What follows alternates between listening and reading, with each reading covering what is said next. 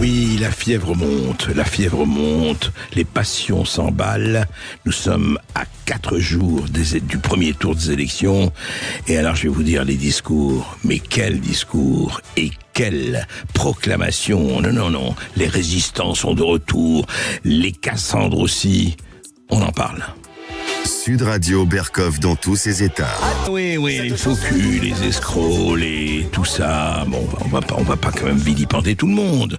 Ils ont raison. Alors, les narratifs se développent. Quand je dis que ça se développe, c'est formidable.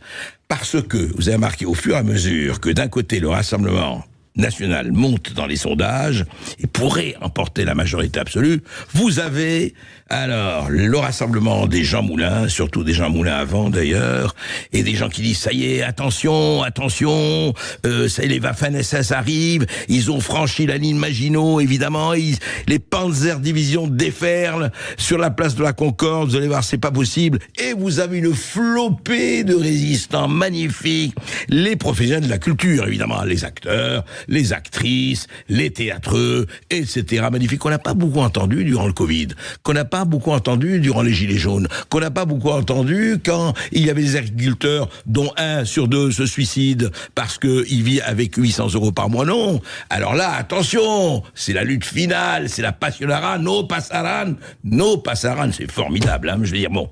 Et d'un autre côté aussi, celui qui monte, évidemment, ce qui monte, c'est le nouveau Front Populaire. Alors là aussi, de l'autre côté, c'est l'autre côté. Oui, ça y est, les soviétiques arrivent, ils vont soviétiser, ça va être le goulag, ça va être la prison, regardez comme ils sont violents, les antifas, les black blocs, etc., etc. Alors c'est intéressant, parce qu'on ne parle plus que de ça. C'est ce qu'on appelle les extrêmes. À tort ou à raison, d'ailleurs, il y a beaucoup de choses à dire sur le mot extrémisme. Mais voilà. Et alors, ils sont tous là, en y allant. Alors, évidemment, j'adore ces révolutionnaires de comptoir, hein, ces gens qui sont chez eux, bien vissés, et puis, alors, qui parlent. Alors là, ils sont, le ministère de la parole, c'est formidable. Notamment, alors, Dominique Strauss-Kahn, du haut de Radio Marrakech, puisqu'il a un riad là-bas, a lancé son appel à la résistance. Il a dit, voilà, il faut faire barrage, quoi qu'il en coûte, à Jordan Bardella et ses alliés. Et il rappelle, regardez les sociodémocrates, la peur qu'ils ont commis en Allemagne en 1933. Alors évidemment, la réduction ad Hitlerum, ça y est, nous sommes en 1933, les heures les plus sombres de nos histoires, c'est magnifique. Bon, là. Et d'un autre côté, effectivement, les autres qui disent, voilà, Isabelle Carré, Gilles Lelouch, tout le monde, 800 professionnels de la culture, faire barrage, voilà, contre le Rassemblement national. Et puis, les autres, alors du côté des libéraux, du côté des centristes, etc. Mais alors quand même, les propositions du nouveau Front Populaire, c'est n'importe quoi.